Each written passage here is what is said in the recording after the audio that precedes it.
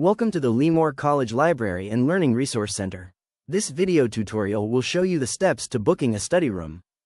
The Lemoore College Library has 7 study rooms available for student use. Each study room is equipped with a television monitor, laptop hookup, charging port, whiteboard pens, and eraser.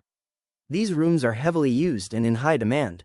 The study rooms are available on a first-come, first-served basis.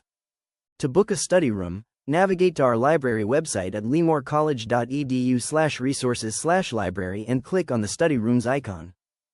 Select the date and time you would like the study room. Click Search. The next page will show you all of the available study rooms and the capacity of each room. Click on Book Now. Make sure to click on Submit My Booking. If you want to make another booking, click on Make Another Booking, otherwise, click Log Out. An email will be sent to your Lemoore College email confirming your request. You can then go directly into the study room.